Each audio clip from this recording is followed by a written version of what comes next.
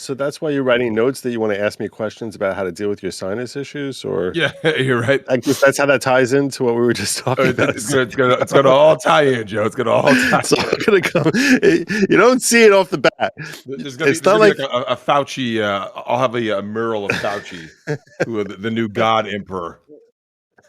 Dude's a corner, I trust the plan. I feel like Joe, this is I trust the science. This is all Q. This is all like the whole trust the plan thing. It's gonna come together in the end.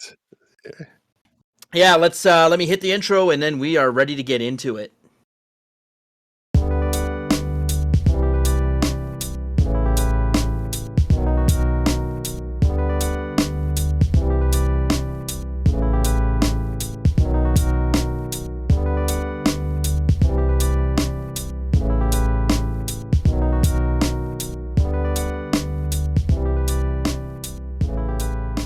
Hello, everyone. Welcome to episode 52 of the Migtown podcast, your only weekly source for legal advice that may land you in jail. As always, I'm producer Tim. Joining me is the mayor of Migtown, Drexel. Say hi. Hello, everybody. And also joining us, Joe from Good Lawgic on YouTube. How are you? What up, West Oakland? I'm not from Oakland, but I felt like.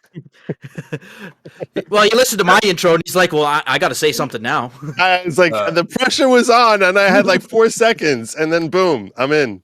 That should be a thing, is that people just start shouting out like random place that they've never been to. Like, yes. Yeah. I've never been there, but. Like, what up, Southside of Boise? And everyone's like, Southside Boise? Like, yeah, no, man, we're going to roll with it. Yo, Chattanooga in the house. Yeah, right? You just start naming anything, man. That needs to be a new thing. We just started it right here, and I'm totally taking credit for that one. So there you go. Well, pretty soon, London, England, will be taken off of the list of places I haven't been to. Oh, cool. We are Drex. We're very quickly closing in. December 4th, Saturday, 1-year anniversary stream. And then I wish you could be there. I wish you could be there, but you just don't trust the science. Yeah, I don't trust Fauci or the science or people sticking anything in me. That you're the one who does the sticking. We know that. You have to get jabbed to get into England. Is that the deal?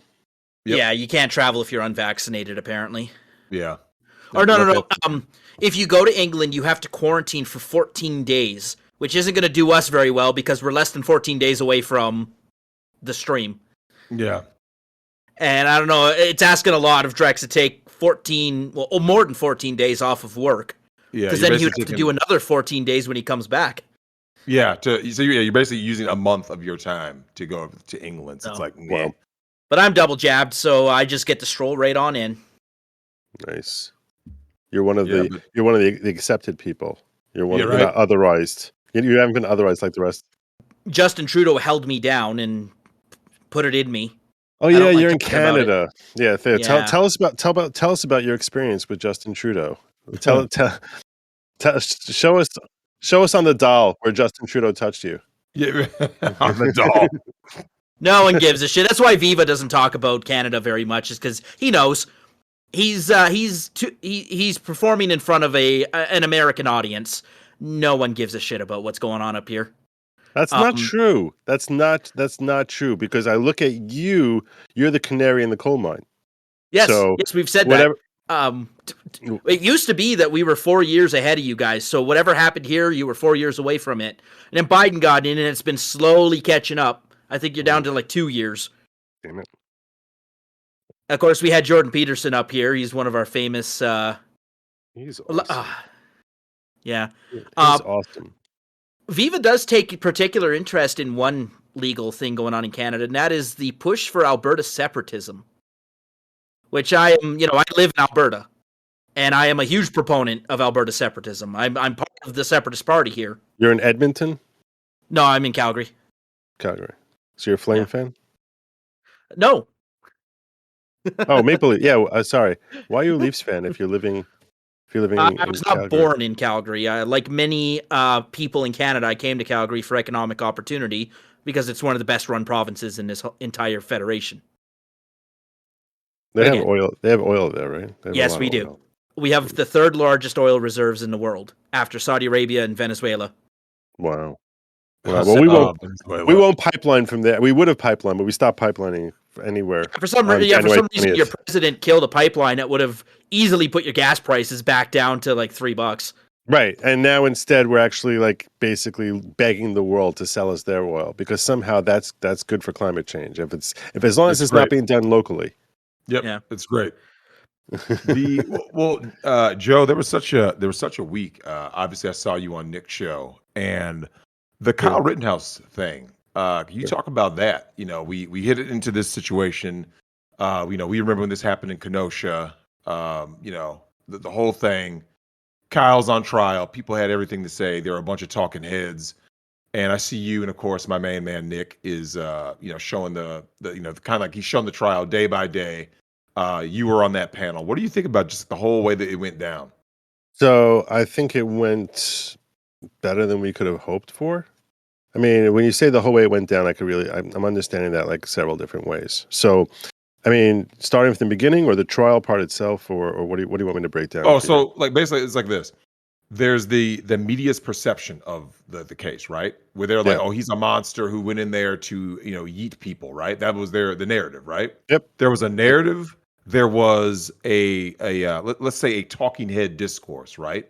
Of that narrative. And then there was the trial itself. They were all kind of three separate things. You see what I'm saying?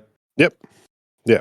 So the narrative was something that we all could have anticipated, which is that white supremacist shows up at BLM rally intent on destroying as much human life as he possibly can, because that's what all Republicans are, and that's all we think about doing. And this kid was living the dream of being, Mr. Nazi.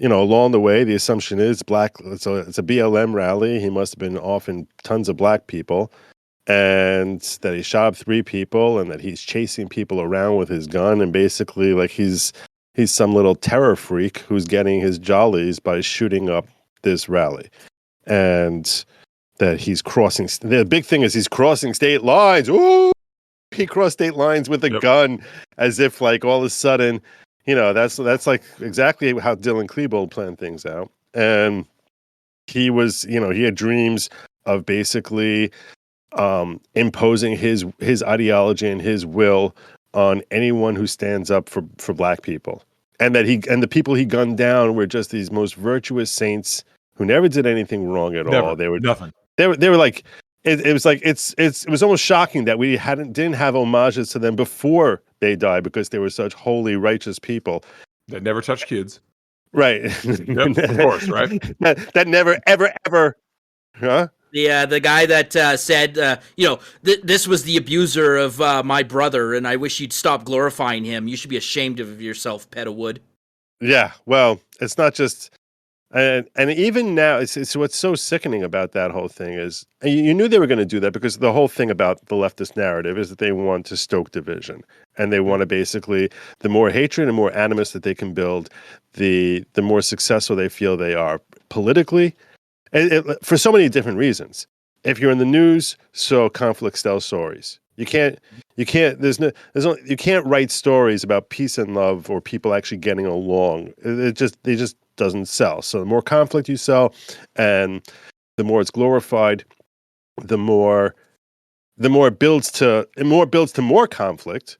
Because what ends up happening is, all of a sudden, the sheep who follow that and have been trained to never critically analyze anything, they all sit there saying like, oh my God, everyone on the right is out to kill us, and they're running around with guns, and they're AR-15, which I assume stands for assault rifle, and it doesn't.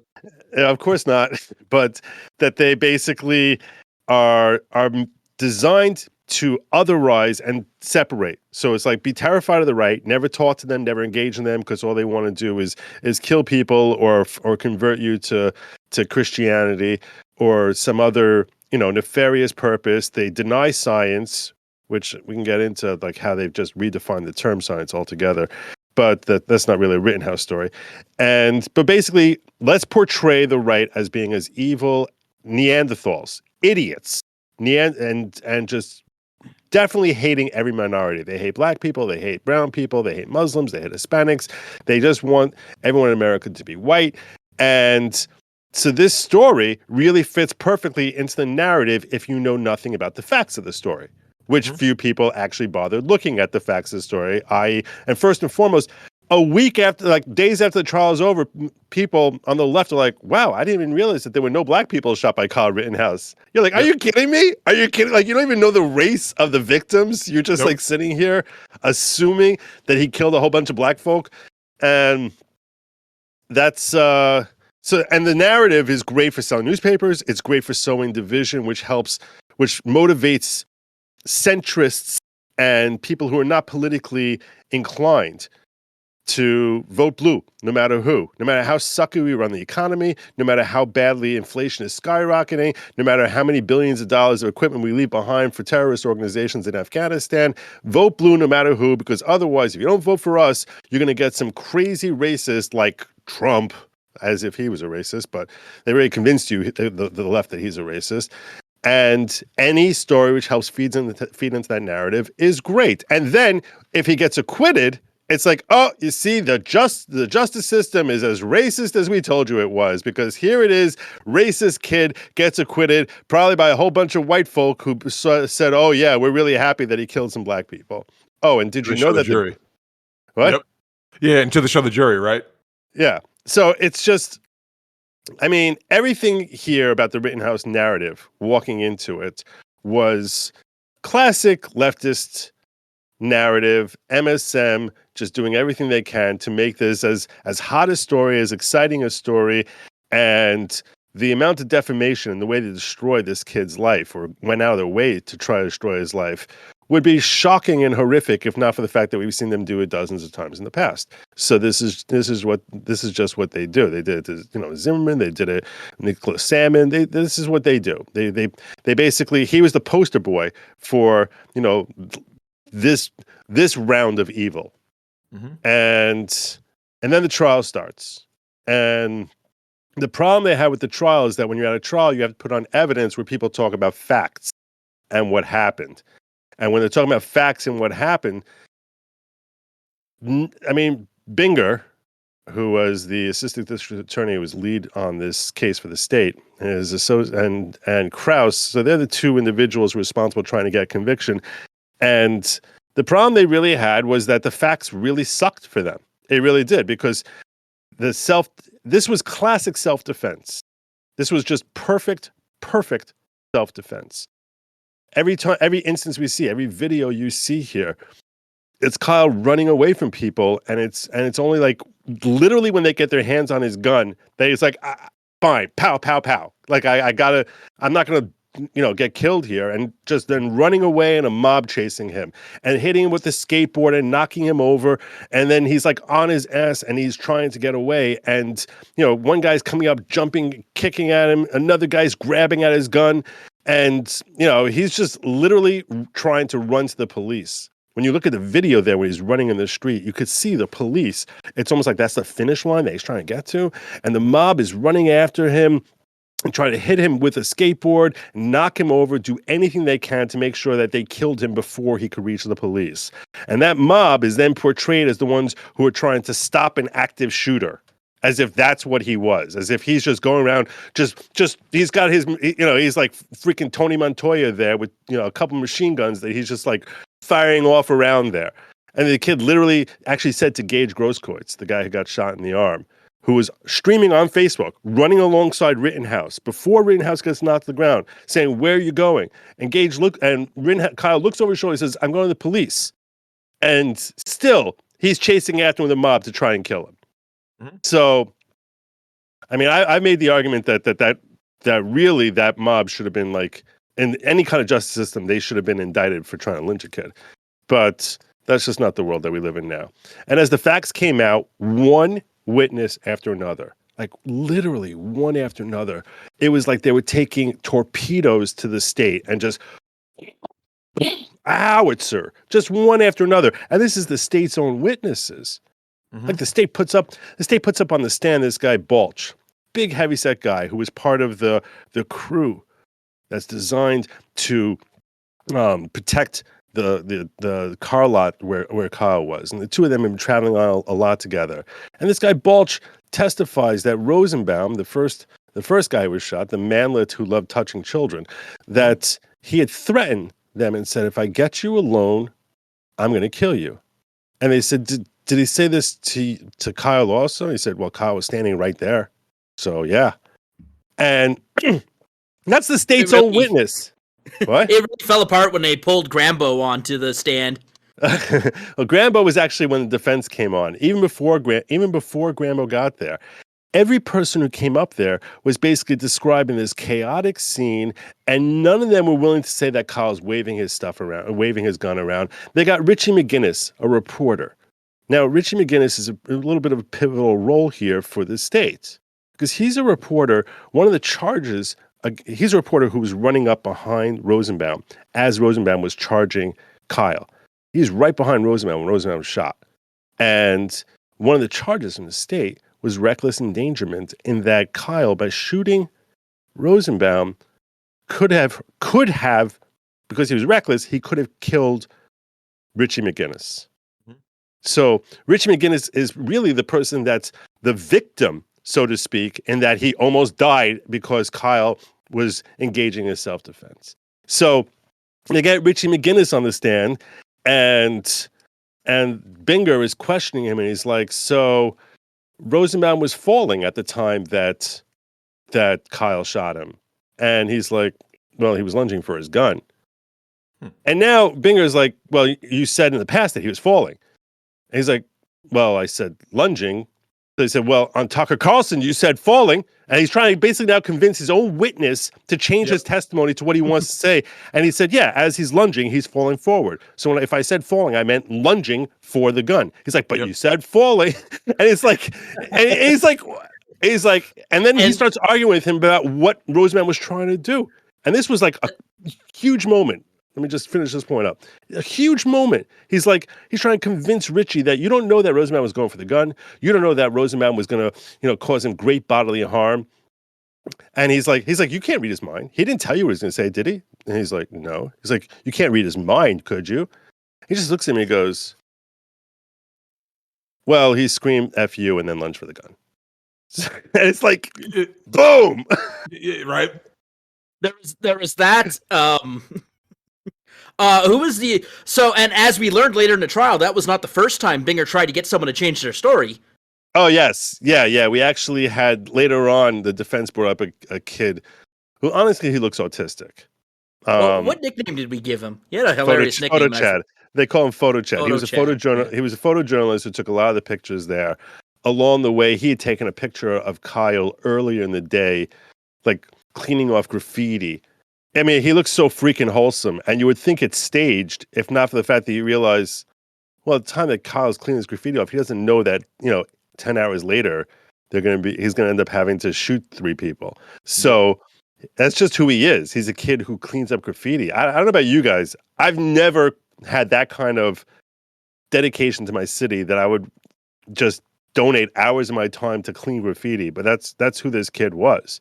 And when they got Photo Chat on the stand, so they started talking about, what he saw and his observances and who he saw where, and the fact that the state had brought him in to make a statement about what had happened.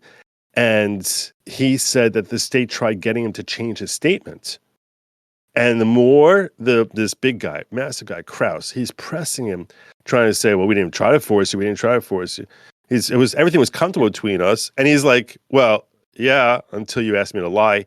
Like everything he said was just, it seems so wholesome when Photo Chad, which his real name is Nathan DeBruin.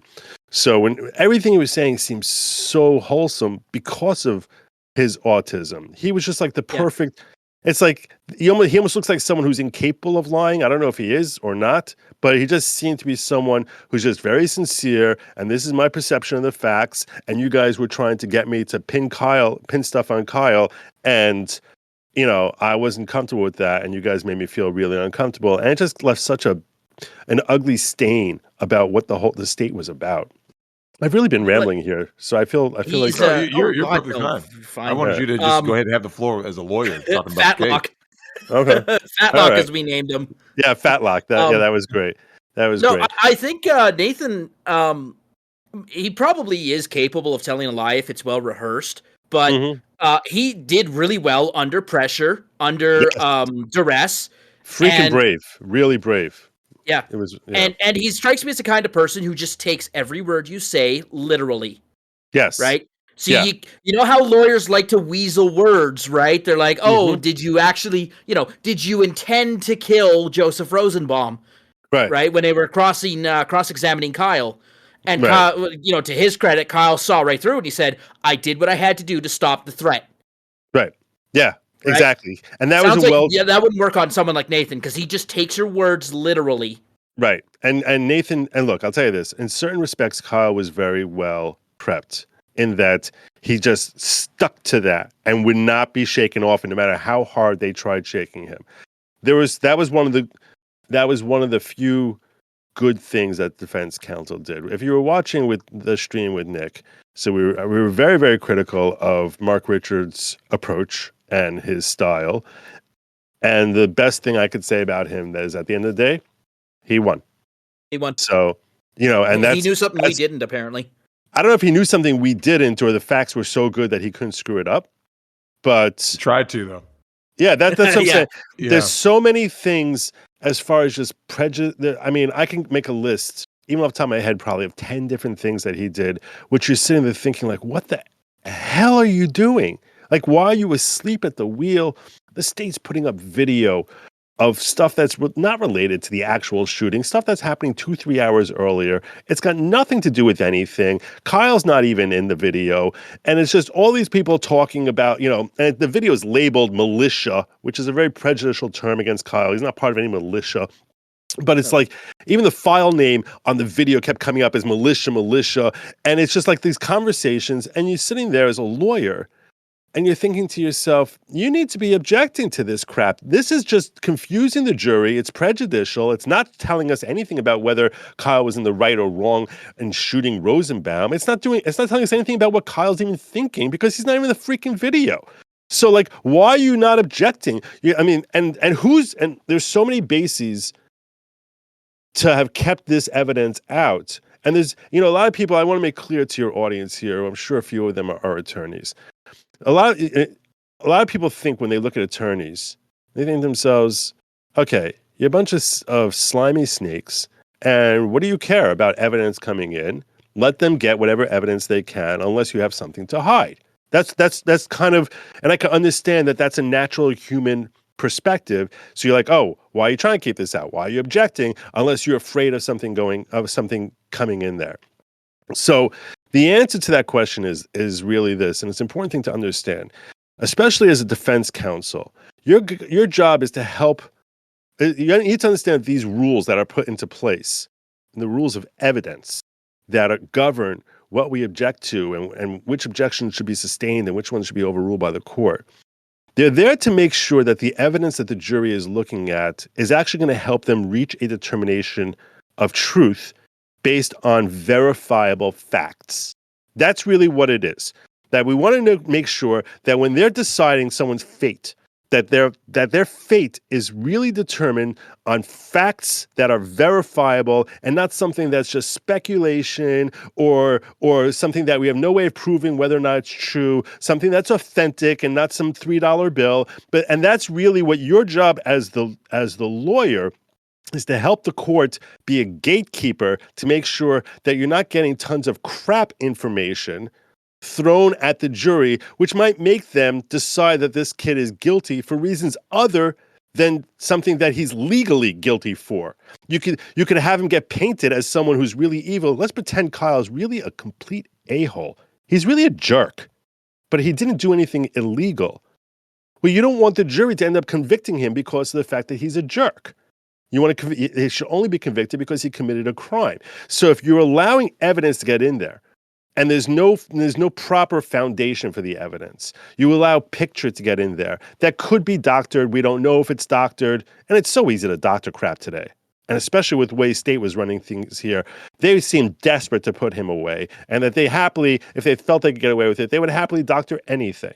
So it's your job as the attorney for Kyle to help serve as a gatekeeper by objecting and saying, no, this is lacking foundation. This is, so it can't come in there because it's not trustworthy. This is hearsay. So this person who's talking there, we can't cross-examine them. And because we can't cross-examine them and they're not under oath, whatever blah, blah, blah they're saying, we don't know if they're full of crap. And there's no way I can even question them to find out if they're full of crap. So all we know is a jury is going to hear what they're saying, assume that the things they're saying about my client or about the situation are true.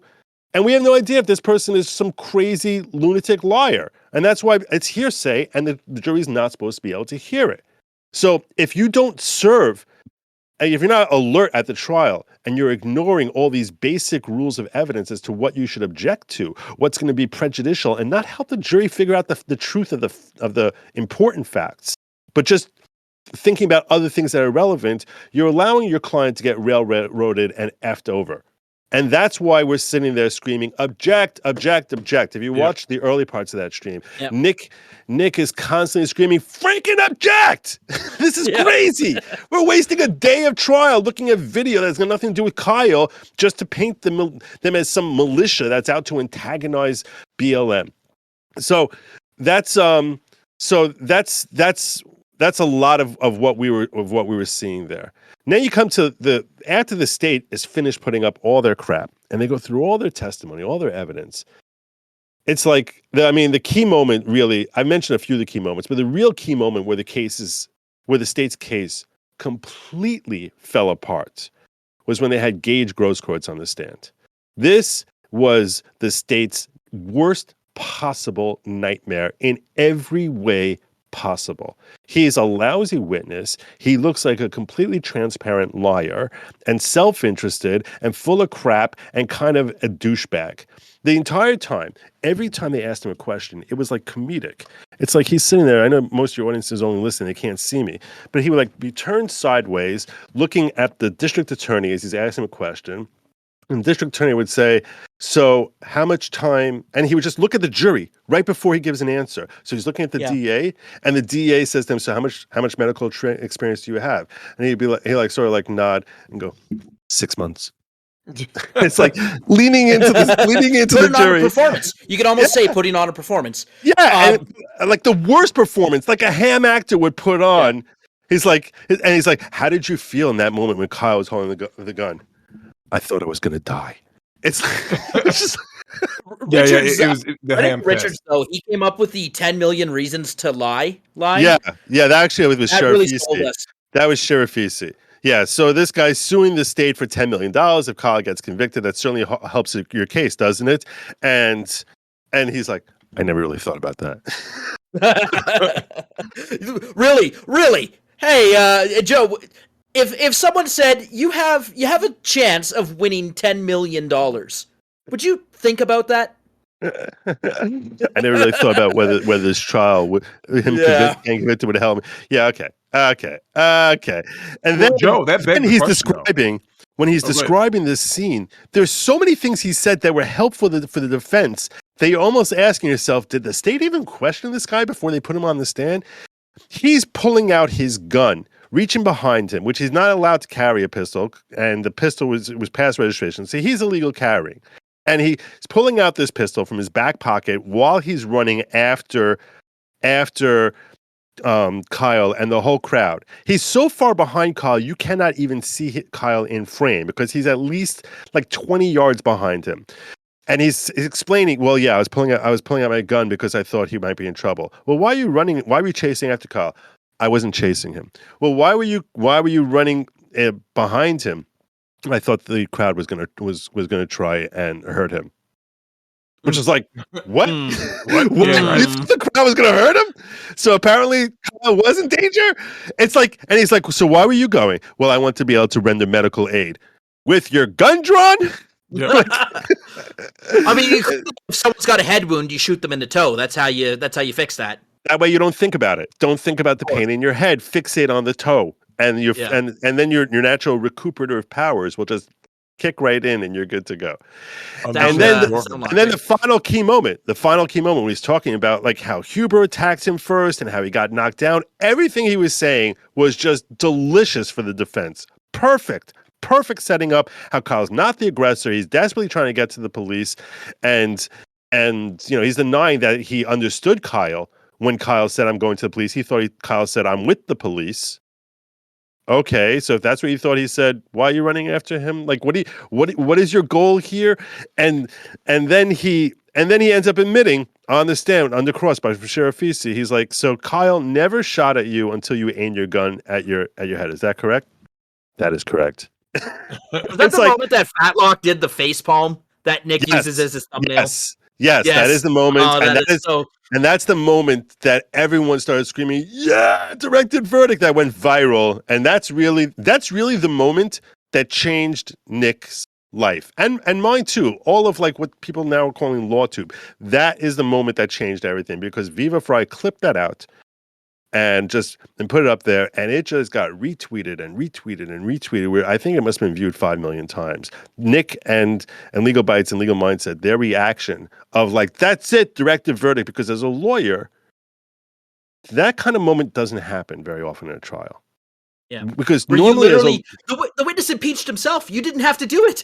I mean, it was effective questioning. Sheriff Feasty did a great job there. And no one knows this. I was actually streaming with Nate the lawyer at the same time. We were switching back and forth between that and Arbery.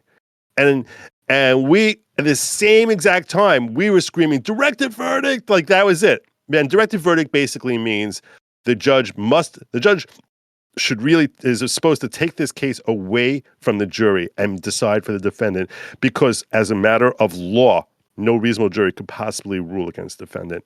So that's basically why we were all so excited. And when that went viral, the one of Nick, his stream went from having, I don't know, 10, 12,000 people watching it to 15, 25, 30, 35, 50, 70, 80. Even after the trial's over, we're waiting jury deliberations. 80,000 people sitting around listening to this group join and talking about the case. And at the actual, when the verdict is being read, there's 130,000 people. And just so you can understand what that is, that's 2 freaking football stadiums. Yep. Just watching Nick's channel there and dwarfing Alphabet Media, Fox News, PBS, CBS, CNN, Yahoo, but all not of at streaming. MSNBC because they got kicked out of the room. But that's a different story for a different What I'm time. saying is anyone who's streaming the trial, we crushed them. I mean, we literally crushed them as far as how many people were interested in watching with us. And this created what many believe is the beginning of a cultural phenomenon where people are looking to find alternative outlets and rejecting mainstream media for someone who they recognize, for people who they recognize are there to try and give them fact-based opinion rather than narrative-based opinion. We said this in the last episode, right, Drex? Nick is finally explaining to people what they see with their eyes, right? Or his commentary is matching what people see with their eyes. Mm-hmm. Whereas you go on to CNN and they say, "Well, don't trust your eyes; they're lying to you. Here's what the real facts are."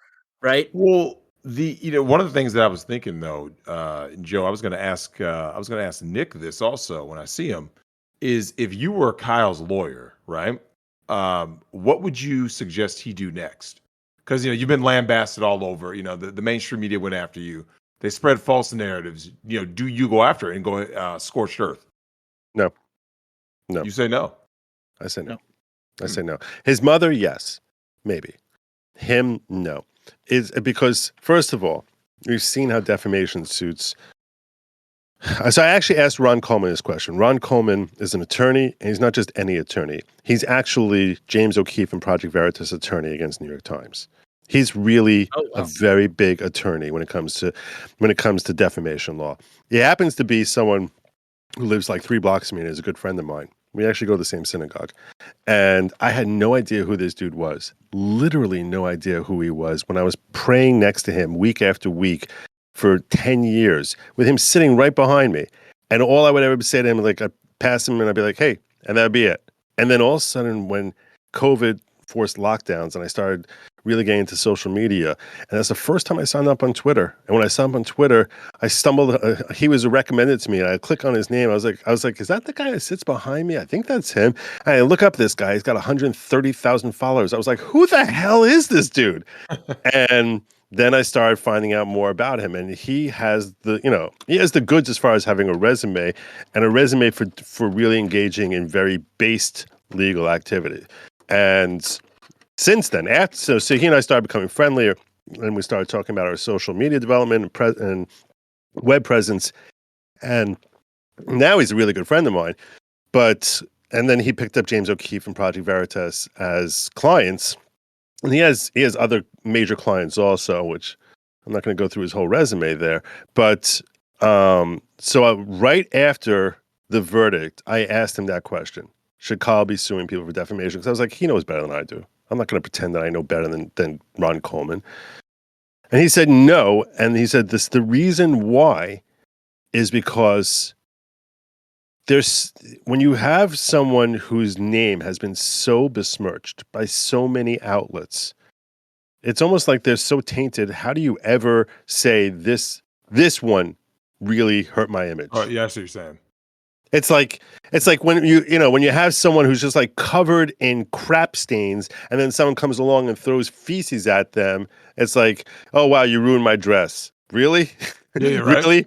You ruined my dress. Really? Like, come on. So he said that's the problem he has. He said it sucks, and they basically can get away with lying about him. I mean, for crying out loud, there's still people on the news who are saying that he shot black people. They're calling him a murderer, which is a legal term, which means he illegally killed people. Mm-hmm. He's carried a killer. Gun across state lines. Carried a gun across state lines. Illegal possession of a gun, which that charge was also thrown out because no one understood what the statute meant until they actually sat down and thought about it.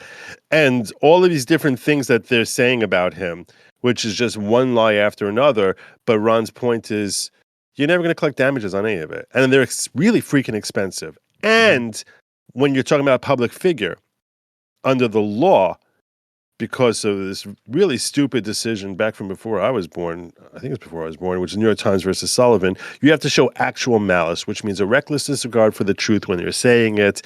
And yeah, okay, many of them you might be able to establish it, but it's such a hard yardstick, and so many ways that it can be knocked out and designed to be knocked out. There's anti-slap statutes, which help places like the New York Times, throw a motion at you before you even start, where might have to pay legal fees. It's just not worth it. And at the end of the day, his damages are going to be, okay, how much more of a crap stain do you have because of this thing that writer said? So he's screwed in that regard. I would say this. I think that he is regarded as a hero of the right. I had the Quartering, Jeremy Hambley, on my channel on Thursday before the verdict came in. And I referred to Kyle as being a hero, and he got very mad at me for saying that. He's like, no, what he did is not heroism. That should be something everyone does all the time. That should be natural. We shouldn't even think of that as heroism. And I actually said, I wasn't talking about the shooting. I was talking about, this is a kid who bravely is going in to save a city and help people, no matter what their political affiliation was, as a medic, where he's carrying a medical bag around. You see so many videos of him screaming, medic, anyone need medical attention? Medic, medic. I mean, who the hell does that? And that's what I thought, to me, is heroic, the way he stands up for a town bravely, even when certain people who he's offering to help are literally threatening to kill him. That's heroism to me. What he did with the gun, I think he was miraculously lucky, and I thank God he was. Such trigger discipline that he had, that he didn't just start shooting off extra rounds. He didn't shoot anyone unless they were really a threat to him at the very last second. To his detriment. To his detriment. But I'm saying is that is bravery, and that's really what he needed in order to walk here, and thank God he did.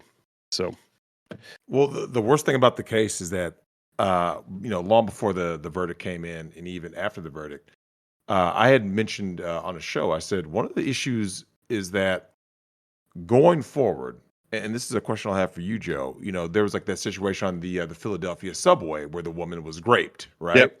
Yep. And the issue that Nick and I had talked about that we got some flack from was that, like, I keep saying to guys, I say, do never be disposable as a man. You see what I'm saying? Don't view your life as I'm sacrificial. And the reason for that is because it's a thankless job, right? You get no credit. You're usually being in a Kyle situation. By doing something heroic in the modern culture, guess what, Joe? You wind up in a courtroom. You see what I'm saying? Fighting for Yeah. your freedom. And, Yeah. and that's the society that we've created, right? So, But so don't you think that's what the left wants, the way they want you to feel? That even if that for them in a certain way, it's a win-win perspective. That A, if they win, they put him away and they scare off people, don't try and defend anyone. But B, even if they lose, the threat of being in that position is something that no one would envy. And Mhm. and I think they want the lawlessness and anarchy because that fuels further More division. power. Yeah. Okay, it's gonna create more. Okay, the more division that they create, the more power they gain, right?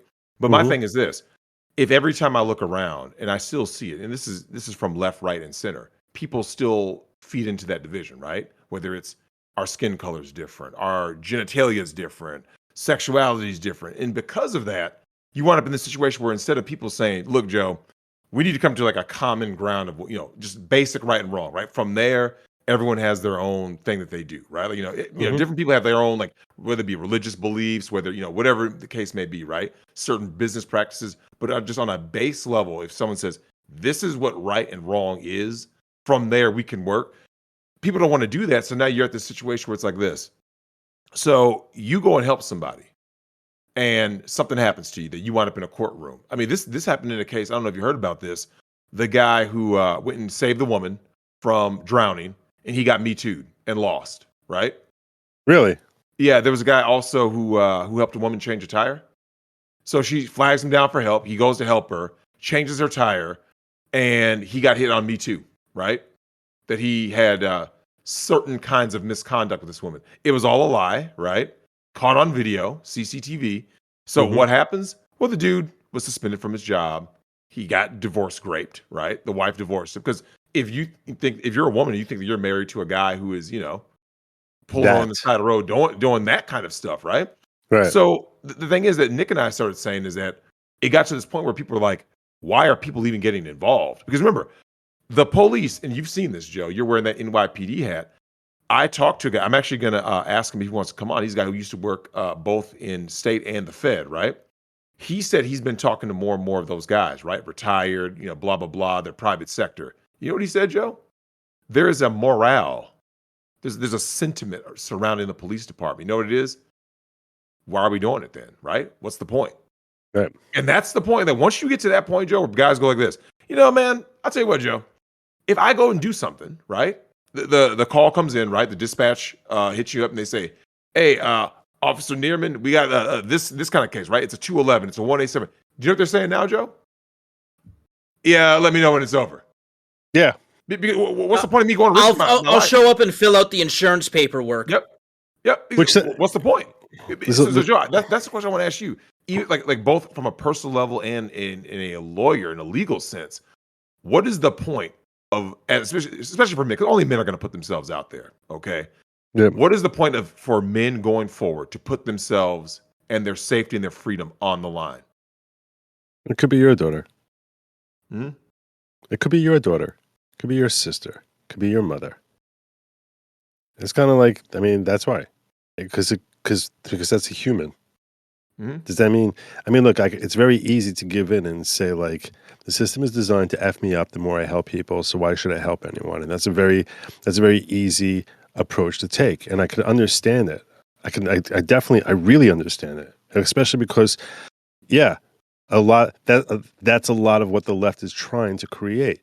But at the end of the day, this is a human being who's in a struggling situation, and that's why. I mean, Hmm? it might sound very naive.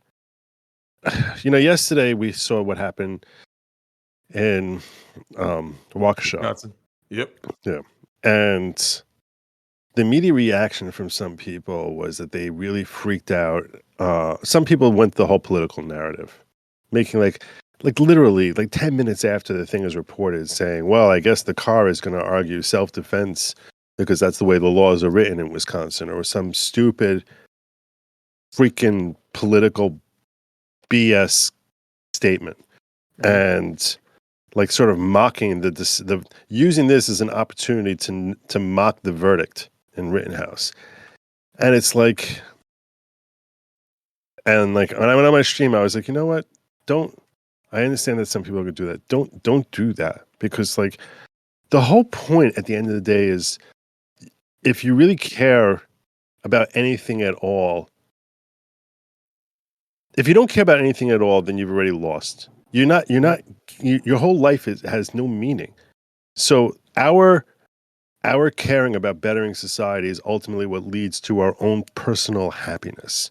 I genuinely believe that. And if you become so jaded by society that you could, their bodies writhing on the ground, and you're still using this moment of tragedy while the body, before they even get to a freaking hospital, and there are dead people, little children, women and children, and you're using this as a moment to express some sort of freaking political spite, you are screwed up in the head. There's something wrong with you. You've shed your humanity. You've lost. You've already lost whatever it is. No matter what political elections are won or lost in 2022, 2024, or for the rest of your life, you're already effed as a human being because you've lost your humanity.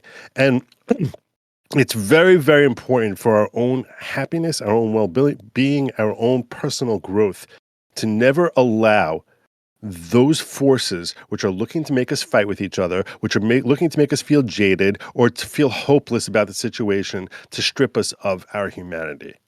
And that's why I say, that's my answer to you. Why should you help some woman on the side of the road when she could be another bitch who's trying to screw you with a Me Too movement? Yeah, moment. It could be. You need to be careful. I wouldn't touch the woman. I wouldn't have any, go. No, that was the Help problem. with the He car. didn't, and still got Me Too. I I'm mean, not saying that's impossible to happen. I'm not saying that's impossible, that if that woman who's raped on a train, that if you jump the guy, especially, I have no idea even the race of the people who are involved in that incident. I know so little about that Philly incident, but I understand the concept that if it was a black guy who was committing this rape, no matter what the race of the woman, the female victim was, that if a white person would have jumped him, all of a sudden people would have said, "You're a racist. That's why you jumped this guy." Yep. I understand that. I understand that's the culture that the left has tried to create. At the end of the day, it's important to know your rights. It's important to know the law, to protect yourself from this sort of thing. And after that, I mean, look, maybe I'm stupid. I'm naively religious and thinking that this sort of like, it's not like I don't believe that God has turned a blind eye to this world. And I think at the end of the day, you do what it is. Are there going to be some people who might get screwed? It could be. Does that mean that there aren't countless people who genuinely need your help and are not trying to screw you over? Obviously. I mean, the number of people who need your help today, just because we have Me Too, just because we have leftist stoking division, the number of people who need help today are no fewer than the number of people who needed that kind of help 10 years ago, stuck on the side of a road, getting attacked by someone, being burglarized or mugged or whatever it is that you have the moment to play Batman. And I'm not suggesting you risk your life for something like that. I mean, you need to take care of yourself and your family first. But if you're in a position where you can help, I think that to feel jaded and walk away from that is really divorcing yourself from humanity. And at the end of the day, then just kill yourself. But Joe, see, what I'm looking at right now is I'm looking at a trickle down, right? Like, you remember that video? I watched it with Nick, where it is a video of the law enforcement officer pulling up to a domestic call, right? And the girl has the knife, getting ready to drive it into the other girl. Remember that one? Michaela Bryant. Yeah. Yeah, Michaela, that was her name. Mhm. And so Joe, and this is the reason why I say that. And he was a superhero. He also, great trigger discipline, amazing work. And all of a sudden, LeBron is putting up a thing. Her. Right. And it was right after the show. Opposite of taser, lady. Yeah. Yes. And it was right after the Chauvin verdict. And LeBron put out a picture of this guy saying, "You're next." Because that's kind of asshole that moron is. Where he's just basically, it's LeBron. He's a very useful idiot for the left. Absolutely. Yeah. And China. But Joe, therein lies the issue, though, is that, like, I look at the situation. That's why I say it's a trickle down.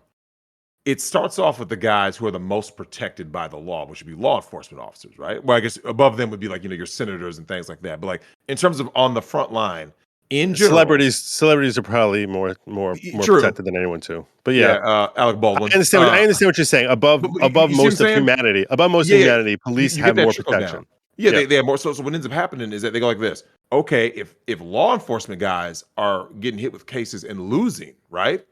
And then eventually, you started seeing, you've heard these numbers, right? Of historic numbers of law enforcement officers quitting the force, right? Yeah. When you start hearing that, and whether I they're think moving that's to a great different thing, by the way. I think that's a great absolutely, thing. Yeah, that's it's a a great great thing. thing. Well, here's the thing, Don't though, work Joe. for someone who doesn't appreciate you. Yeah. Well, No, I think that is a great thing, and I will look. So I'll let you finish your question. I don't want to cut you up before you finish. But Joe, here's the thing, though. There's this trickle down where it's like, okay, so the law enforcement, it's happening to that. You talk about like the evils in the world that good men step forward and say, hey, we're not allowing this, right? There are people who go after pedophiles. They're sitting in prison right now. You're like, wait a minute. Aren't the pedos like the worst? That's the worst thing a person can ever be in life. Yet the person who goes after them is currently sitting serving 40 to 70. It's like, wait a minute. Wait, What the you see hell's how going upside on here? down? Like it becomes so upside down. And Joe, so what ends up happening is you start to all these forces kind of converge on your everyday man. And it's the same reason why, I mean, you've seen the articles where someone who appears to be homeless isn't actually homeless, right? It's a scam. Right. No one knows what's real anymore. So they're like, I mean, that woman could be getting attacked. You've heard those stories where a person goes in to help, something happens to them, the woman goes home with the same guy who was abusing her, right? Right. And you see all these like so like I said, it goes back to what you said, right? It's a numbers game. It could be X amount, it could be very small number of people who are the bad ones, right? Who are going to try to basically take advantage of your good Samaritan generosity, right? Yes. But the problem is you only need a percent high enough to make you go, You see what I'm saying? Because totally. And besides, yeah, to the individual who gets screwed, it doesn't matter the fact that he happened to get the 1 in 100 who's terrible. He's still got that 1 in 100 who's terrible, and now he's effed. So that's basically your point there. I'll tell you this: if you're carrying a weapon, what I would highly recommend you do, and I'm going to be straightforward with you guys. I'm a Jew from New York. My knowledge of guns is probably less than your knowledge of like quoting passages from prophets. Okay, it's really low. It's really low. So, but I'm learning about getting a gun, and I'm actually looking at getting to. I'm thinking about like going through the whole registration and gun safety training, et cetera, et cetera. And that entire process, I was actually thinking about recording it because I thought it'd be an interesting thing to see a Jew from New York. The people that enjoy watching a Jew from New York getting his gun, getting his training, watching me, at the shooting range, practicing with a gun. I think people would kind of get a kick out of seeing that. But what I would say to you is if you have a gun, and most people who are going to walk into a potentially dangerous situation, I would certainly say, really know what the hell you're doing if you don't have a gun, because you certainly don't want to risk your own life. What I would say to you is, Andrew Branca has a course called Law of Self-Defense, and you need to understand what your responsibility is, and that will vary from one state to another. It will vary from one situation to another. We were talking about the situation of the laws that got changed in Georgia. I mean, this is a nice little segue into Ahmaud Arbery, and that trial, which actually they finished closing arguments today, and jury started deliberating. So they changed the law after the McMichaels killed the Arbery's, and jury's waiting is supposed to decide whether or not they're murderers or not. And they probably are going to be convicted. The chances are very high they're going to be convicted, and they probably deserve to be convicted. So Georgia changed the law because this was all founded. The situation with Ahmaud Arbery was founded on a citizen's arrest. And they said, you know what? We don't want to have vigilantes going out there trying to catch suspects because that just might lead to dead people. So they grossly and dramatically changed the law, so much so that if somebody breaks into your house, unless they're presenting a bodily threat to you, you cannot shoot them. That's the Canadian standard. I think Viva's talked about this. And you're not even allowed to train your gun on them and hold them for police. That is false imprisonment. Yeah, even though they broke into your house. Yes. And if you do that and your gun accidentally goes off, or even if you don't, even if your gun doesn't go off, if you do that and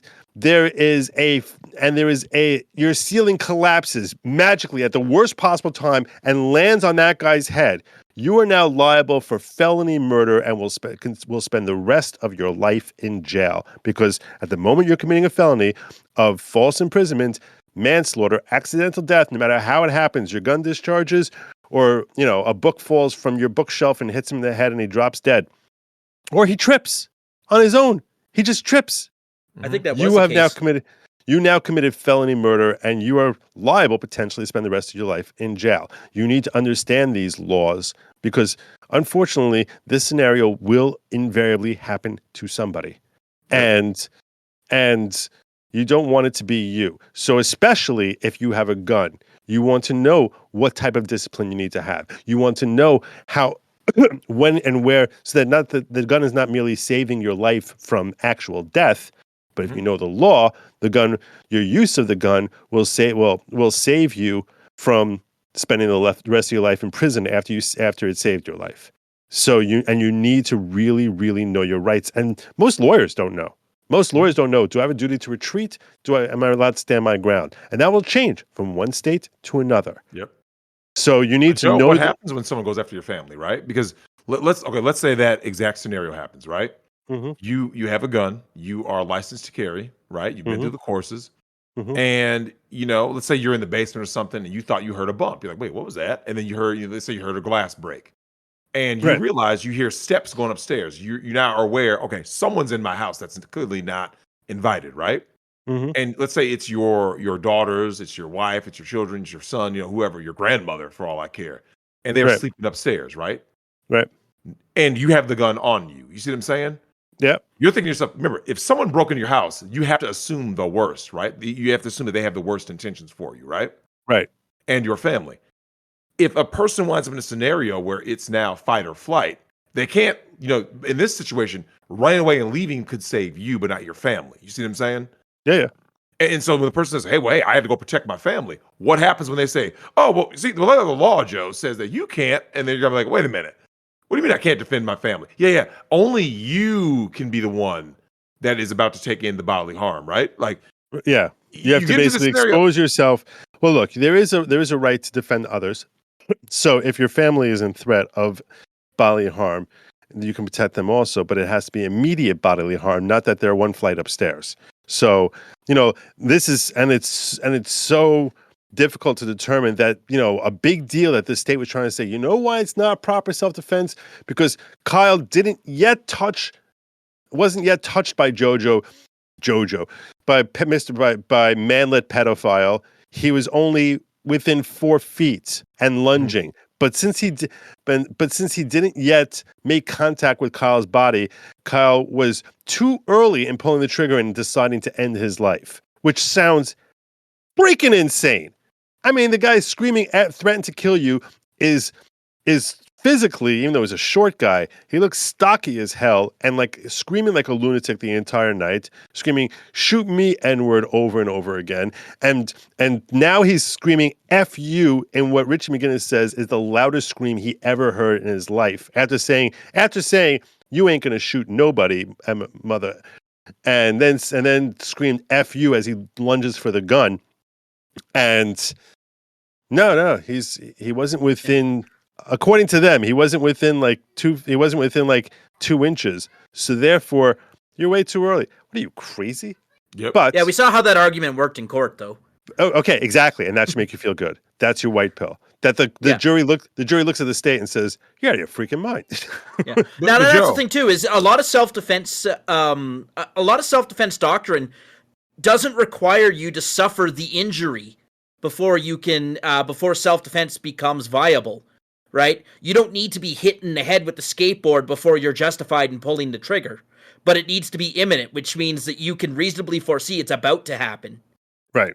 And it's also the Joe, level of harm that you're facing. If it's a flick to your forehead, that's very different from someone pulling a gun at you, or swinging an axe at you, or trying to slash a knife at you, like charging you with a knife. That, yeah, And it makes a big difference if the person is 15 feet away with a knife or 5 feet away with a knife. And you can understand why, as to whether or not you can use lethal force and put the guy down. Now, You can Joe, I got understand to why ask you that this is. question. Go ahead, brother. So this happened with the whole Suge Knight case. Guys who are my size, who have my skin hue, wind up in this scenario where it doesn't matter what the threat is. They say that I'm always the bad guy, right? They go like this. Yeah, because Oh, you should have done this. you're stereotypically in the wrong. Yeah. You so if also, I get attacked, I You're gonna hit me don't with know the if whole- you know how big Drexel is in person. He's I do. he's a really big guy. I do. If you look at the stream, I'm actually, for those of your fans here, so Drexel's supposed to be joining me at 10 o'clock on my stream, or 9 o'clock his time on my stream. And I actually created a thumbnail for it where I sort of felt bad because this is his second visit to the show. I saw that. Yeah, the first time he was on my show, he literally looked like a manlet because I don't know how he had his position. He looked like camera. Rosenbaum. But yeah, which by the way, one of the best memes I saw of Rosenbaum was a thing of like, here's Rosenbaum's mugshot, and it was like basically a picture of the top of his head. That was great. But that's how Drex looked the whole night with me. So in order to make up for that, I actually made a thumbnail where he's like too big for the thumbnail. He's like outside the thumb. He's like oversized from the border of the thumbnail just to give props. And I know Nick is a tall guy. Nick makes me like look up, and the picture I got of Drex was from him standing next to Nick, and he looks like he towers over Nick, and he looks like he works out like 8 hours a day. So I need to get back to it. Yeah, go ahead. no, his so I mean the perception of someone like Drexel is he's dangerous without a weapon. Yeah. Joe. And you know what? Reality is you are more dangerous than most people without a weapon. You could probably pound the pulp out of almost anyone. So I think that's flawed logic, though, Joe. And here's why: I'm 5'8", but I'm 240 pounds, and it's not. I know people call me fat, but it's not all fat. Oh, you think you could take Drex? You think you could take Drex right now? Right now. I think that Drex would be silly. I think Drex would be silly to accept that challenge. Really? Because Drex, you yourself have said that why would you get into an unnecessary fight with someone like me? Oh, yeah, where you don't have the weight advantage. You have a size and reach advantage, but you don't have the weight advantage. As a general rule of thumb, you when you know how to fight, you avoid fighting. But one of the things one of the things that's always bothered me. Anything can happen. Yeah, and that's the thing. Because Joe, the biggest, baddest dudes you can imagine, some of them have gone down, right? Through a fluke, right? You slip, you lost your footing. Leroy Brown goes down. There you go. Yep. And so Joe, here's my issue though. The same people, I always would say this in my Discord chat. I say keep the same energy because people will have a certain viewpoint on a thing. Like I said with the Trayvon Martin thing, people had their view, and I said, and I remember this happened when it happened with Trayvon Martin and with Philando Castile. People had a certain narrative, right? A certain energy that they had, and I said, make sure you keep that same energy when the victim changes, right? And everyone knew what I was talking about. I said, wait till it's a white chick. And people were like, oh, because people didn't think it would happen, right? And then I actually know someone. What's that? Drex, we know a white chick who reached for a cop's gun and she just got punched in the face. Yeah. That's it. She walked away from it. Her kid and blah, blah, blah. Yeah, she's alive, right? Because she's a white chick, right? So, Joe, the thing is this. When people keep, they keep flipping all these rules based on who's doing it, right? When people say identity politics, they always say that's a left-leaning point. I said, no. It's all the way around, whether it be gender, whether it be color. Because I look at the Kyle case. If Kyle were a black dude, I don't know. Maybe he gets off. Maybe he doesn't. I know personally, Joe, from my own experience, I'm the bad guy in every scenario. Like my mom honed this into me when I was a kid. Like I remember getting into a fight at school, right? I was never the aggressor. I was not the bully. I'm sure you weren't. My mother was a teacher, and she said the one who's instigating is always the little guy to show that he's tough. Yeah, to show that he's tough. Right. It's me. To show that he's tough. And if I've got nothing to lose, right? I've got the only thing I'm fighting for is pride and respect. Therefore, I've got nothing to lose, right? No one wants to take me on. Yeah, if you get your ass kicked, then everyone expects it, and if you win, then everyone's like, "Woo!" Yeah, you're the hero. Yeah, and Joe, people would test me, right? Yeah, and you hear about this in prison, right? They go test certain dudes, and I'm like, okay, so here you are trying to mind your own business and just live your life. Someone is coming to threaten you, and you say, okay, I better go ahead and neutralize the threat. And so the same people that are quick to make all these arguments, I say, but are you going to keep that same energy when it's me who's the defense, right? Say, hey man, Right. this guy attacked me and I wouldn't defend myself. No. You're too big. This guy didn't pose the same threat to you because he's half your size. No. I don't know if this guy have a gun. Does he have a knife? Is he trained martial artist? You don't know any of this, right? If a guy threatens you, yeah, anything can happen. Yeah. You can have brass A punch anything from can happen. any adult male can be fatal.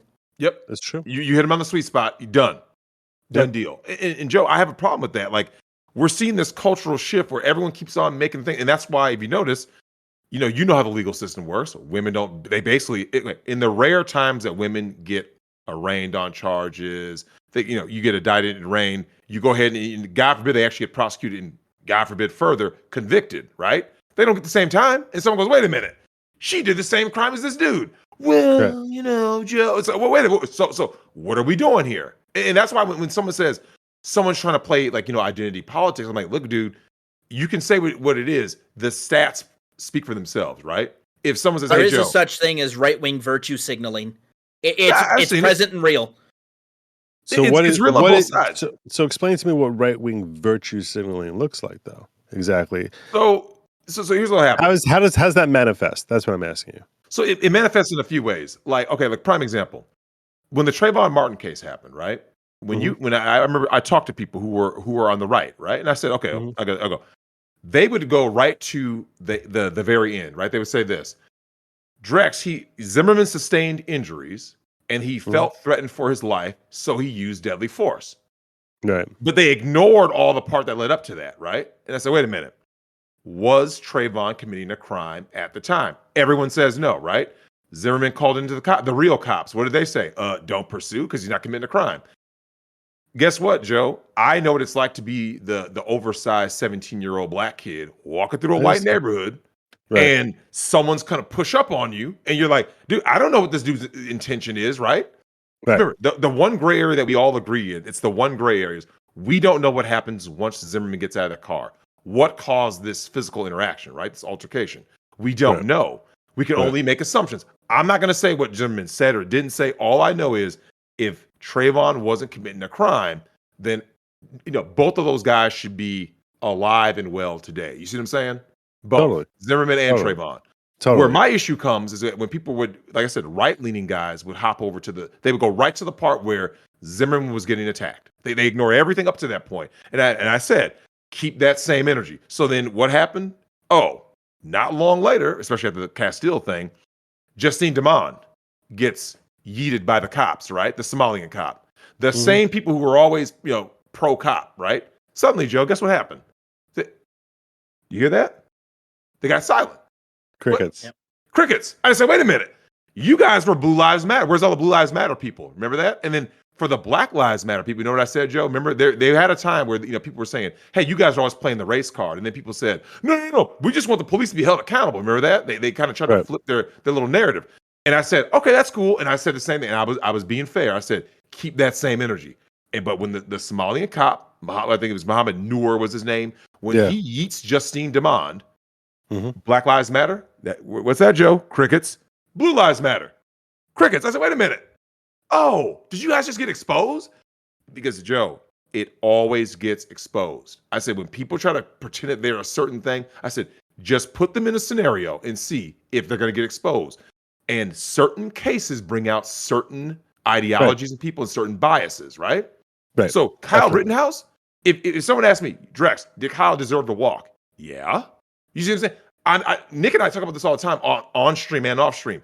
We look at we're not talking about color or gender stuff, right and wrong. Like, do you remember the kid that was in, I want to say Colorado?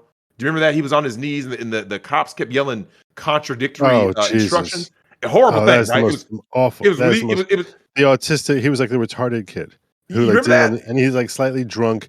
And there's 5 minutes of them yelling at him, and I didn't even know what the hell they wanted from him by the end of it. You didn't know, right? Right. And they're like, he was playing a game of Twister with the instructions. It was like Simon Says. It was like Simon Says. Get on all fours. They kept giving him contradictory statements, right? And I'm looking at this, I'm going, wait a minute.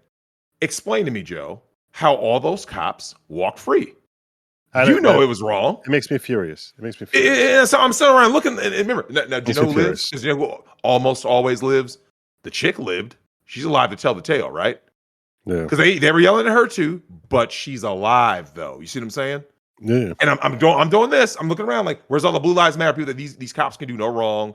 They've never done anything wrong in the history of law enforcement. I'm just doing this, and everyone starts going this. It makes me really angry. They shouldn't have just gone to prison. They should have gone to prison for double-digit years at least. And reasonable people will see through this and apply their principles, their beliefs accurately across the board, regardless of who the aggressor and the victim are. Yeah, Or, I mean, they gunned down. If I'm running afoul of Judge Schrader, the dead person.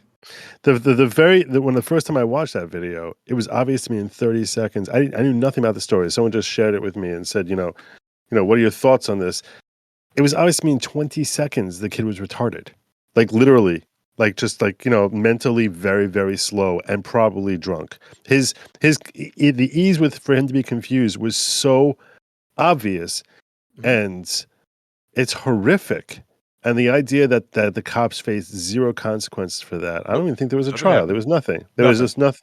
Nothing. Yeah. Where's Blue Lives Matter? They can do. Remember, the cops can do no wrong, right? And I don't know if that's Joe. I don't know if that's but I don't know if Blue Lives Matter believes that. I don't know that. No. I'm saying like, okay. I'll tell you. I say Blue Lives Matter, and I think that cop should have spent 15, 20 in jail because. But you're a reasonable person in an unreasonable world. Yeah, Joe, we're at this point of tribalism, right? Where people just go like this. BLM digs in.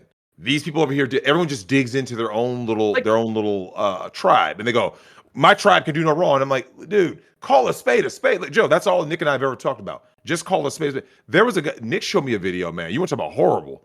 There was a guy. I don't know if you saw it. He was a white dude again. He gets gunned down in Arizona over nothing. He's playing video games allegedly too loud, right? The people above him call the cops. Why would you do this? You could have just gone to his door and knocked, right? Right. So the guy has the gun, right? Because it's Arizona, right? Totally legal. When he realizes the cop, he's like, oh, wait, basically, my bad. I'm complying, right? Dude goes to put the gun down and be like, chill, right? Gun him down right there with his girl watching. And I'm looking around like, nothing happens? Like, you see what I'm saying? Like Joe, you get to this point, man, where you keep seeing the same things happen. Like I said, they don't happen often in terms of, sheer numbers, right? Because 330 million people in America, these things don't happen that often. But it's like, it was like you said earlier, the person who's dying doesn't care how often it happens because it happened to them. You see what I'm saying? Right. Like no one cares. Like I said, the guy, if you're Johnny Depp and someone says, man, Me Too doesn't really exist, Johnny Depp, maybe he believes that until it happens to him. You see what I'm saying? Yeah. He's going after the son, and you're going, wait a minute. I got evidence that she did X, Y, Z. And they're like, no, well, we're going to protect her. And so it's like, you're doing this. Like, man, it's something else. And I want to ask you this question, though, Joe. You talk about the, growing up Orthodox Jew in New York. What are the main differences you've seen from growing up as an Orthodox Jew compared to like the greater culture out here of, all the stuff that Nick and I have talked about and the things that you're seeing on a daily basis, whether it be on the news, online, you're seeing all these things in your daily life. What do you think about that? I can't even begin to describe the distinctions. It would take me 15 minutes to explain to you how different the culture I grew up in is from the culture that's experienced by 99% of Americans. Mm-hmm. It's very family oriented. It's very from the language we use to which is always like, I don't cuss, and I'm not saying there aren't Orthodox Jews who are all like that. What I'm saying is like so many things that are like a part of like you're a part of American society and civilization are just excised altogether from what I would call, it's not really just Orthodox Jew. It's actually a section of Orthodox Jewry, which is called like yeshivish. And because there's amongst Orthodox Jews, which I know you figure there's like 10 of us, there's actually like 500,000 to 1 million probably. And amongst them, they're different, and perhaps arguably more. Amongst them, there's so many different forms of Orthodox Jews, whether you talk about Hasidic Jews, you talk about modern Orthodox, you talk about your Sephardic Jews, and each of them are very different flavor of the same thing. So, I can't speak for all Orthodox Jews, obviously. I think it's pretty ridiculous for anyone to say, well, this is my intersectionality, so now I become a spokesman. I think that anyone who thinks that they're in a position to do such a thing is a crackpot or either self-absorbed or an idiot. Looking at you, Talcum X. Yeah, exactly. It's like all of a sudden, and it's also, looking at any intersectionality as a monolith. They're like, oh, you're a trans person, that means you must vote Biden, or you must think that, you must think XYZ means that you're an idiot. And it's so stupid because you're assuming that intersectionality is viewing life through the prism of everything that I think about is in the context of, well, I'm a trans person. How do I feel about this TV show? As opposed to like, I just enjoy this show. I'm a person. I like this show. And I'm not really thinking about like the fact that there are no trans people here. So, and whatever the intersectionality is. So I will tell you this, culturally, like in the environment I was raised in. So there was certain expectations that I'm going to be going to a private yeshiva. Okay. I'm going to be spending a considerable portion of my time learning. I'm going to be taught Hebrew. I'm learning to read Hebrew at the same time I'm learning to read English. And I'm learning an original text and I'm studying what you would refer to as the Old Testament, but in its original form in Hebrew. And spending hours a day doing that, doing my generic general studies in the afternoon. And divorce is rare. It's not unspoken. It doesn't have the stigma that it would have had 40 years ago, but most people are if not happily married, certainly married. Contently married, you mean? Kind of like content with being like, hey, it doesn't have to be all sunshine and rainbows. I can only speak to my own, Mhm. in my own house, in my own home. My parents were best friends with each other. They were both geeks who loved, and even by Jewish standards, they both loved, like, for their hobby was reading history. Now, I didn't grow up feeling like that myself. My hobby was I was a huge Yankee fan. I was a Jet fan. And I loved playing sports, but like, yeah, there's certain expectations that you're going to be Sabbath observant. You're going to marry within your own. You're going to marry another Jew, and not just another Jew, but another Orthodox Jew. Those are certain basic expectations as to what the culture is. You're going to graduate high school for sure. You're never going to use drugs. If you smoke, which I do, you're kind of a little bit ostracized in the community because, oh, you smoke. But that's more of a prevalent thing today than it was when I was growing up. More kids smoke today than probably back then. No one did. Now marijuana, I think, is more accepted because it's become legalized. But it's certainly not something that anyone would advertise that they do, because you sort of worry about your reputation in the community, because ultimately marriage comes that you're set up on blind dates with people who have seemed to have similar mindset to you do culturally, and that people feel like you'd be like a good match for each other. And then basically the guy and girl go out until one of them says, nah, it's not the right one for me. And then they never see each other ever again. And there's no physical contact either. There's not, at least supposed to be. There's zero physical contact, and it's purely dating for the purpose of marriage.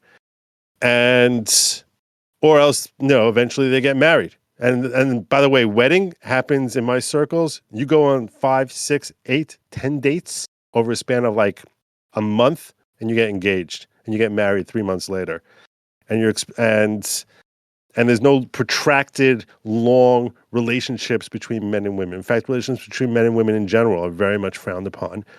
And yeah, it's basically the goal is there's a recognition of the fact that we all have needs. We all have certain inclinations. And that's not something that you should be ashamed of. It's not something you should be embarrassed of. But the idea is that we're sort of trained to try and control them and not enable them to control us. So we all have a sexual appetite. We all have sexual hunger. But like that you shouldn't just, you shouldn't allow that sexual hunger to control you. And there's a lot of fixation on that. Everyone in my circle eats kosher. None of them are eating shellfish, bacon, anything like that. I never met anyone of my friends who would ever eat anything that wasn't kosher. So when I say it's cloistered off, I mean it's really very cloistered off. When I say Sabbath observant, I mean zero electricity. If a light is on, it stays on. If it's off, it stays off. You don't affect electricity. You don't watch TV. You basically it's a time where you basically with your family, and the food is amazing. My wife happens to be a phenomenal cook, and you basically catch up on your sleep sometime in synagogue. But I'm saying is that it is your life. It's basically a way of life. It's not just something like, oh, I happen to be an Orthodox Jew. No, it impacts everything about your life. But it's but it's a way of life which we don't pitch to others. We don't missionize. You should do this. You should try this, because we don't think we're actually prohibited from trying to missionize. But at the same time, I would say that those who genuinely embrace it, who are born into it and genuinely embrace it, they're amongst the happiest people that I know. So, and a lot of people struggle to embrace it. Even those who were born into the faith, they struggle to embrace it because there are certain challenges and there are certain draws to what we call the outside world, which is the Gentile world, the American world. There are natural draws toward that. And we also recognize that we're going to engage professionally with the Gentile world. I'm not seeking out a Jewish audience. I'm looking to engage with the American world as a whole. But I'm also that doesn't mean that, I'm ever embarrassed about who I am or forgetting who I am when I'm engaged in that process. That was probably What's the much biggest more surprise that you've had? What's the biggest surprise you've had in terms of the outside world throughout very your life? little. Well, it's hard for me to remember because look, I've been doing this since I'm in college. I mean, I went to college, I went to Baruch University. It's a standard, typical New York CUNY school. So I've really been engaging with the outside world, as my community would call it, for 30 years. Mhm. So, I mean, I guess I was when I first was engaging with that, because until you're 18, you have very little engagement with anyone who isn't an Orthodox Jew. It was just sort of how rough it was, in the sense that people just not giving the slightest damn about each other. Mhm. That's and the fact, and it's weird, because we always would hear about people who were on drugs, but it's the first time you're actually seeing someone whoa, that guy's on drugs. Yep. It's sort of it's very different hearing and understanding it than actually experiencing it. And it's something that I'm sure anyone in the American world is what, you see all that all the time when the time you're a little kid. But it's you're it's a very different thing to see firsthand. Now, understand this, even as a little kid, it's not like we lived in our little hovel there. We never left our 4 blocks. We used to go on trips all the time, and I'd be engaging in, I'd go to amusement parks or anything that any kid would go to. I went to Yankee games and stuff like that, but you're not forming relationships. True. That's what I mean by, you know what I'm saying? I'm watching Yep. TV. I'm not forming relationships with that. But even when I'm watching TV, my parents would monitor what I'm ingesting. When we're renting a movie or something like that, they would monitor what's ingesting so that my mind wouldn't be corrupted by cultural Cuties. what? Yeah, Cuties. exactly. Yeah. But even by the way, yes, definitely that. But even just nudity in general, Mhm. it's just avoiding it altogether. So all the more so that kind of sickness, which is just I'm wow. going to give you and I talked guys about the 2-minute warning, but you still have all 3 timeouts left. So, because Joe, I don't want to keep you too late and then go over into your stream. I'm going to give you a chance to take a break before you do your stream. Oh, that's very thoughtful. Thank you, brother. Yeah, it's Well, that Do was we have probably any last questions? That was probably way Drex? more of a complex answer than you anticipated. But no, if you I like it. pull the cord, I'm like a chatty Cathy. Yeah, right. Well, when I was on Joe's show, we talked about, Joe, there's been this a very proliferation of pornography consumption with a lot of the youth and all that. People are feeling more kind of isolated than ever.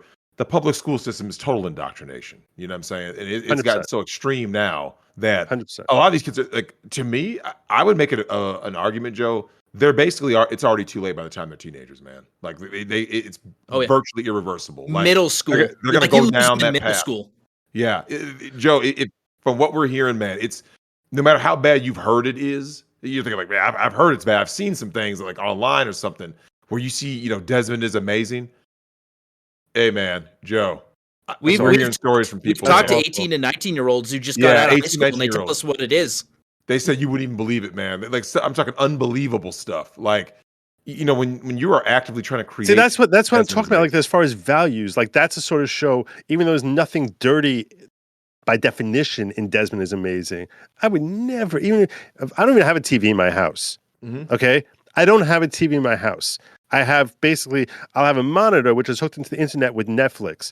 There's no way in hell I would ever let any of my kids watch Desmond is amazing. Yep. Like what a disgusting, sickening concept that it's like we're going to put this kid on display and completely screw up his life and whatever decisions he's going to have in the future, and encourage other kids to do precisely the same thing with their lives and screw up their lives precisely the same thing. While I would say, yeah, you're so wonderful. Yep. Did you see the article? His mother submitted an article, I think it was to the New York Times. She was complaining about how pedophiles are sexualizing her kid. Oh, Surprise, Desmond's mother. surprise. Yeah.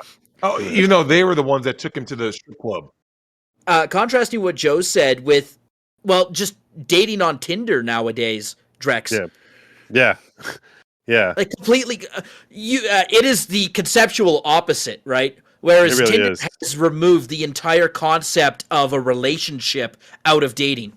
No, relationships are over. Joe, I told you, I was like, look, I don't think some people that, like I said, you have a different audience to some degree, but I think that when I'm out here talking about, yo, man, this is how things are going on out here, and people are thinking like, well, who is this guy? What does he know? And I'm thinking to myself, the numbers speak for themselves. Joe, in the general society, Mhm. the marriage rate is the lowest it's been in recorded history. You can't fake these numbers.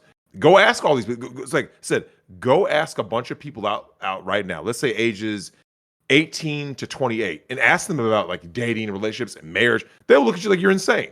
They'll look at you like, huh? Like, no, I just swipe right if I want to go ahead and smash them, because that's how perverted the culture has become. You see what I'm saying? Well, I'm the narrator. I'm just like, yo, this is what it is. Like, so Joe, if I wasn't Jewish, if I wasn't raised in a Jewish environment, if I didn't expect to live an Orthodox Jewish life, I would far more understand why it is that, you and Nick are like polar opposites in this sort of thing, almost to a degree. I know that you guys are best friends, but I'm saying as far as your perspective, as far as like what you should be looking for out of your relationship with a woman, from what I've gathered, I mean, look, he has your classic 1950s type relationship with his wife. I mean, that's at least what's portrayed. And, and you're portrayed as being smash and dash, and I'm done with you. And not allowing yourself to get bogged down. So, and in that sense, I can't say if I was not in the world that I grew up in, I can't tell you which of those two philosophies I would have been leaning toward more, to be honest with you. Well, you know what's crazy about that is Nick and I have had this conversation, and he actually, I believe we actually had this conversation on his show. Mhm. And what people don't understand about Nick and I is that both Nick and Lady Rackets will say, hey, they got lucky. Notice, Joe, they didn't say anything about, I understand that. they were set up, blah, blah. Nick will tell you. Ask Nick. You can put Nick on the record and be like this. Hey, Nick, let's go back in time. The year's 2002. You're at college. Lady Rackets, for whatever reason, never crossed your path. She was a different school. She just doesn't exist in your life. What happens? Joe, that was the only girl I ever saw Nick really pursue. Right. Like legitimately, like really pursue. I mean, I believe he did have another girlfriend. It was like, I'm talking like where Nick like really invested himself in, right? Mhm. And like, I've always told Nick, I'm glad it worked out. And here's the reason why. Nick knows through guys like me and through guys in his chat and blah, blah, and just the general culture, he knows how bad it is out there, right? He goes, hey, look, man, I got lucky. If the most a guy can say in 2021, Joe, is, hey, man, I got lucky, that's like winning the lottery then, right? Like, Joe, the odds of you winning the lottery is not very high. I'm telling guys out here, it's basically okay, look, Joe, go look at his chat. Go ask the guys in Nick's Discord. They will tell you, yeah, man, Nick, you got lucky with Lady Rackets. All of them acknowledge. They go, you just got lucky. It was a stroke of fate. Okay, let's face facts. Also, a lot of guys are assholes. Also, so it's like absolutely. But here's the thing, though: what Bitch women made seek simps men are for. assholes. Well, but here's what people got to understand, though, Joe. What women seek men for, being an asshole is not the worst thing in the world. You see what I'm saying? oh yeah, that's Division of true. protection. So But you know then what I'm saying? Like, then they get into the relationship and they regret that. Yeah. Oh, we actually have a name. We actually have a name for women who seek the bad boy. Yeah. Right. Which, by the way, is all women seek the bad boys to some degree. all. Yeah. Here's the thing: ask a woman, does she want? If you don't the have a choir bad boy boy? element to you, you have no game at all. You have no game. If a woman Nope. doesn't think you have like almost no, you need to have that a little bit. Otherwise, they look at you even a as good guy needs an edge. You know, Joe. You know, like think about it. I bet you even in your community, right? Mhm. You can come from a good family, you know, good values and stuff, but a woman has to know that like there's a certain edge to you, right? There's a certain edge. You're not At the end of just the day, I need to attract the girl. Otherwise, she's not going to want to like. Yep. And I'll tell you this. You know, on a personal level, I actually had a girlfriend before I was dating for marriage, and I got very screwed up by that relationship. Or I got really burnt by her. I felt very hard for her, and we went out for like a year and a half, and I ended up getting very burnt, and it had a serious impact on me as a person, and how it is that I interacted with women. And I always my approach was always being kind of like, I guess, for lack of a better word, a little bit like Ross from Friends. I was always quirky kind of humor, like kind of joking around, trying to be like the cutesy boy. And after that situation, I actually changed my entire style, where when I would go on a date, my goal was basically to emulate what Dom Draper was on Mad Men. Like to be like this cold, like mildly interested. I'm sitting here, I'm important, but at the same time, I'm not being rude to you. I'm just gonna I'm gonna be very polite to you. But that's because I decided that I'm going to give you that courtesy. And and if I want to slice you down, I can. And women fall for that 1,000 times. They'll dump Ross for that guy every single time, every time, because they perceive him as the dick that they're hoping that they can get his attention, and that they'll be deemed worthy by him. They're literally fighting so that I want him to recognize me, and that really became who I was as a person. My entire personality just went right over to a whole different direction. And I worked on it for like 2 years to change how I walked, how I talked, how I would eat, how I carry myself, that I would have my shoulders back all the time, that I'm constantly looking happy and like with like a little bit of smirk, like a confident kind of smile on my face. And women react, boom, they just fall at your feet. And it's totally different than the whole kind of like, oh, I'm going to come up with a clever line to make her smile and notice me. It's a whole different thing. Yep, you'll get friend zoned with that. Thank you very much, Joe, for joining us. Go ahead, show your stuff. We'll get you out of here. Oh, okay, yeah. So, hi, I'm Joe Neerman from Good Lawgic. I'm a New York attorney turned YouTube content creator. You really want to check out my channel because I'm more likely than anyone to make you react with both horror and laughter within the span of 3 minutes. So, there you go. I love your elevator pitch. Thank you. I just came up with it. I changes every time, but that was a pretty good one. So I like it. All right. So yeah, Joe, you can go ahead and jump off, get yourself ready for the stream. Drex, if I can hang on to you for 5 minutes so we can hit the outro, and then I'll let you go as well. It was great meeting you, Tim. Thank you so much. And Drex, I'll see you. You got my link, right, Drex? We're good to go? Yep, I got it. Yep. Yeah. I'll be on in 10 minutes on you. Yep. I'll see you soon. Take care, brothers. All right. Thank you. My pleasure. Oh, that was fun. I feel like I feel like you and Joe could go just as long as you and Phil. My main man, Dawsville. Oh, if someone's there, man, I'm always open to talk. Nick and I both. We're just like, yeah, what's up?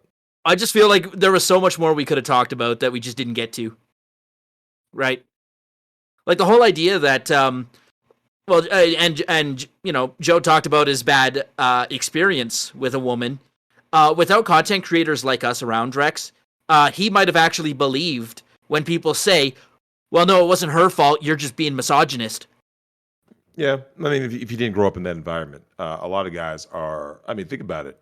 He just defined it perfectly. They have conditioned. I would say we're now into like the third generation of boys, but especially more so in the last two, to be Ross, to be quirky and all that. Yeah, that'll get you friend zoned and never laid. So, and then here's the sad thing. Not only do you get friend zoned and not laid, it makes you start to resent the guy who gets the results. You see what I'm saying? And then they'll start being like, "Oh, what does that guy have that I don't? He's a jerk." And it's like, and then they start simping, and that just goes it's even worse. You are less valued by women when you start simping. Yep. Anyways, we'll save the email bag for the anniversary stream. So, guys, if you missed it, once again, there will be no episode 57 released next week. When you guys hear episode 52, it'll be next week. What I will do is we'll do the anniversary stream December 4th. It's a Saturday. I will cut the audio and release that as episode 53 on my return back to Canada. Once again, the anniversary stream celebrating 1 year in podcasting. I've got the email ready to go, inviting all of the guests that we've had on this show to come in. If they can't make it, they can send a voicemail. You know, fans, listeners, if you want to send Drex a congratulatory voicemail, 1-855 Migtown. You can do so. You can find us if you wish to support our content. Perhaps you're visiting our content. You're listening to us for the very first time. If you want to support this kind of content, we are on Patreon. Patreon.com/Migtown Podcast. We are also on Subscribestar as an alternate platform. Subscribestar.com/Migtown-podcast. All of these links are on our website, migtown.show/about. You can also shop for merch. Our Thought Patrol shirt, quite popular with the ladies. I don't know if that's true or not, but I'm saying it anyways. migtown.show/shop. You guys know how to find us. You know how to support us. Until next time, everyone, stay frosty. Peace. Stay toxic.